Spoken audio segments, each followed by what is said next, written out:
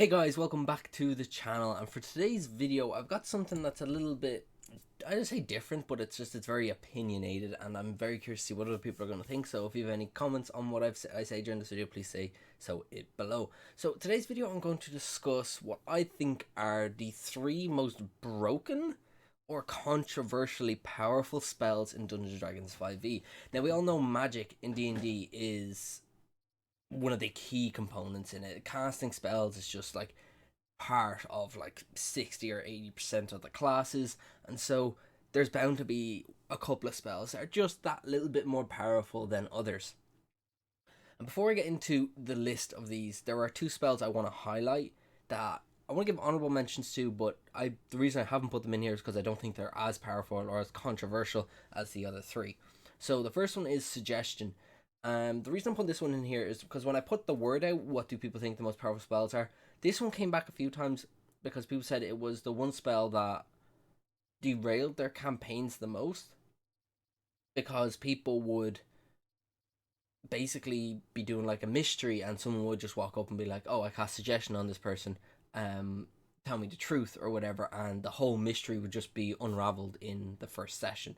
And so that's why I mentioned suggestion here. The other one is wish, because wish is every spell. Wish's limitations are purely the imagination of the caster, and so it's bound to be the one of, if not the most powerful spell in the game. But it's 9th level, so you kind of expect that. But nonetheless, I'm going to get into the three spells that I feel are the most controversial or most broken, and like I said, I want to know your opinions on this. So the first one is famously or infamously Healing Word. Healing Word can be found on page 250 of the player's handbook, and has a casting time of 1 bonus action. It has a range of 60 feet, it's only verbal components, and its duration is instantaneous.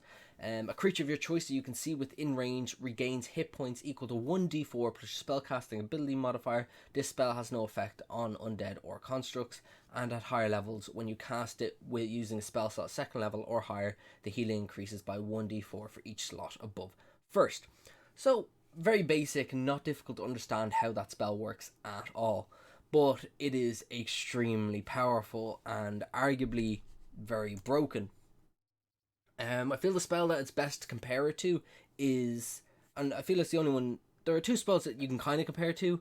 The other one would be the other first level healing spell, which would be Cure Wounds, which is 1d8 and it's touch.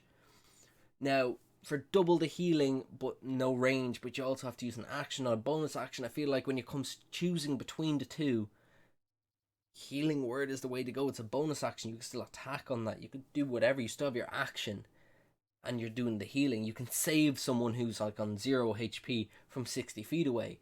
Cure Wounds, you gotta get right up to them to save them. The other one is Healing Spirit. Now, Healing Spirit is a 2nd level spell, and it is a bonus action as well. Now, before it's a nerf, I would have said Healing Spirit was more powerful. But now, due to its nerf, I would say it isn't because of how limited it is. It's only a d6. Healing Spirit, I don't feel is as powerful. And it's interesting because Healing Word is one of the very, very, very few spells in D&D at low levels that's range.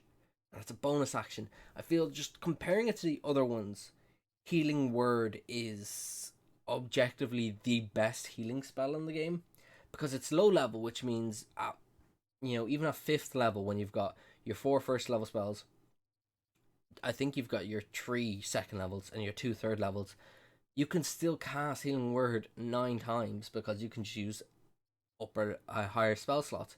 Whereas if you took Mass Healing Word at 5th level, as a 3rd level spell, should I say, yes, it's a bonus action, but you can only do it twice, and it's just basically an amped up Healing Word for multiple targets. That's all it is. It doesn't do any extra healing or anything like that. It's purely just multiple targets. And I feel just Healing Word, since 5th edition came around, has always been kind of just this grey area of controversial spells because having healing on a bonus action is extremely powerful. The next spell I'm going to discuss is a lot newer. It came out in the Strixhaven book. It's on page 38, and it is Silvery Barbs. Its casting time is one reaction when it's a reaction that you take when a creature you can see within 60 feet of you succeeds on an attack roll, an ability check, or a saving throw. Like I said, it has a range of 60 feet. Once again, its components are purely verbal, and its duration is instantaneous. You magically distract the triggering creature and turn its momentary uncertainty into encouragement for another creature. The triggering creature must re-roll the d20 and use the lower roll. You can then choose a different creature you can see within range. You can choose yourself if you want. The chosen creature has advantage on the next attack roll, ability check, or saving throw it makes within 1 minute. A creature can be empowered by only one use of this spell at a time. So there's a lot to take in there as to how the spell actually works. First of all, it's a reaction that's only verbal, so you don't need your arcane focuses like Healing Word, and it's not an action, which I feel is where power comes in. Now, it being a reaction means obviously there has to be the triggering aspect, which is when an enemy creature, or any creature, doesn't have to be an enemy, just when a creature succeeds on an attack roll, ability check, or saving throw, you essentially make their success a disadvantage roll, and then you give someone else or yourself advantage on their next roll. This essentially allows players to dish out disadvantage and advantage whenever they like. And I feel as something that is kind of usually typically reserved for the DM, you can choose when someone has advantage or disadvantage. Now, there are a couple of abilities that go work around that, or mechanics that allow players to work around it. A player having the ability to dish it out as much whenever they want, I feel is extremely powerful. Now, there are upsides and downsides to Silvery Barbs. If you're playing in a campaign where, or you're doing a session even, where there's just not a lot of rolling going along, Silvery Barbs isn't going to be that powerful. But also, if you're in a session where you're doing a lot of rolling, so it could be a really long combat, or the DM just asks for a lot of checks, Silvery Barbs, if you use it constantly, you're going to burn through a lot of spell slots. So it does come with its balance that if you roll too much, it's not, you're going to use it too much and therefore lose a lot of resources. But if you're not rolling a lot, it's not going to see a lot of action. So there is this area in the middle where it's just extremely powerful, that you can dish out advantage and disadvantage as you see fit.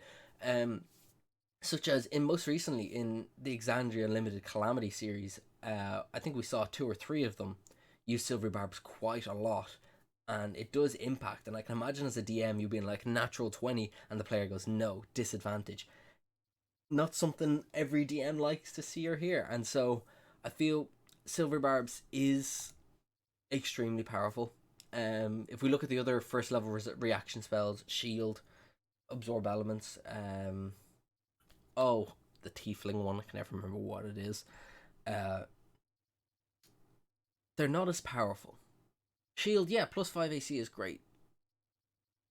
You know, Absorb Elements is whatever.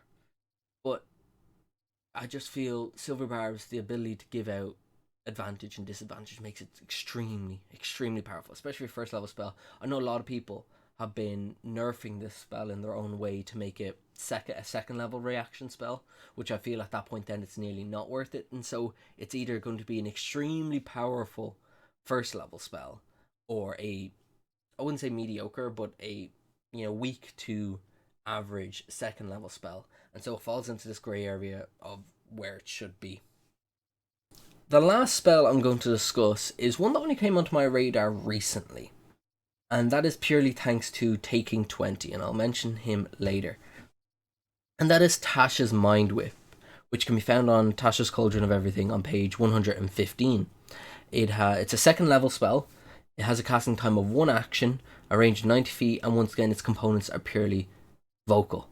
It has a duration of 1 round, which means when you cast it, it stays active until the end or the start of your next turn. You physically lash out at one creature you can see within range. The target must make an intelligence saving throw.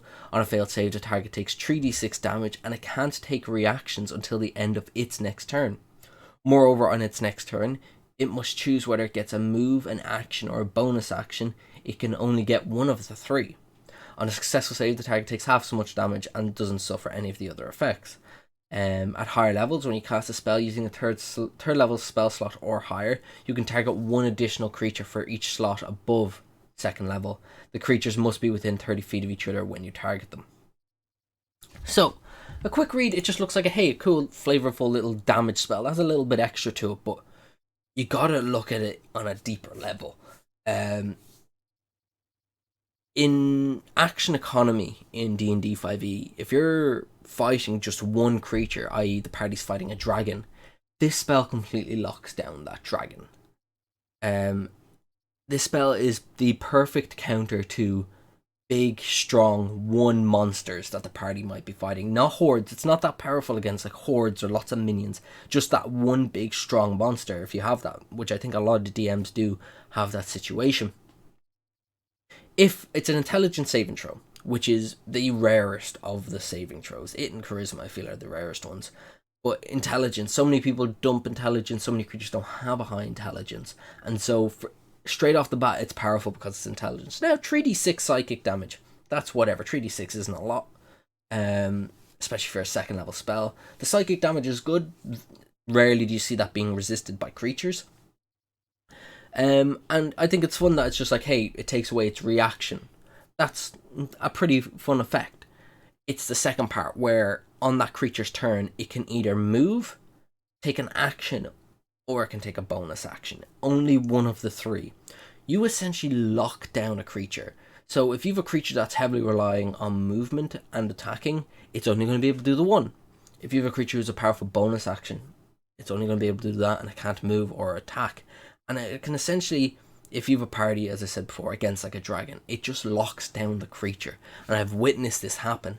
And it's one of those spells that, while it's really cool and it is powerful, it can ruin a combat. And I've seen it, if the player's using it on me, the DM, the monster I'm controlling, I get to do one thing a turn.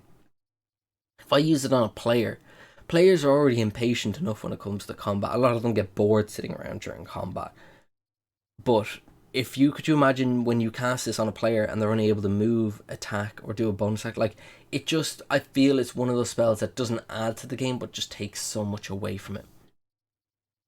As I mentioned before, Taking 20, another D&D YouTube channel, I'll link his video in the description. He does a long-ass video. A very long, in-depth video on the spell and his opinions on it and why it's the only spell he's now actually banned from his games because of how frustrating it is and how powerful it is. It locks people out of playing the game, which I don't feel is ever a good ability in any game whatsoever. The ability to just stop someone from enjoying themselves in the game is, I feel, not very fun. Of the 3, I feel this is the most controversial / broken. Silvery Barbs, the advantage and disadvantage, you could look over it. Once again, I said, it depending on if you're not rolling a lot or if you're rolling too much, it kind of negates its power a bit. Healing Spirit, of the 3, I love Healing Spirit as a spell. I always pick it if I'm a cleric. It's not as broken as the other 2 or as powerful as the other 2, I feel, but just the bonus action range, healing is always going to be a controversial topic. I'd love to know what some of you think on any of these 3 spells, or if there's a spell that I didn't mention, please say so in the comments and why you think that spell is completely broken. I'm really curious to see what people think about this, because if you enjoyed this video, please hit the like button and hit the subscribe button. We're slowly crawling our way to 50 subs, which would be amazing to hit. Make sure you turn notifications on so you never miss another video, because I'll see you all in the next one.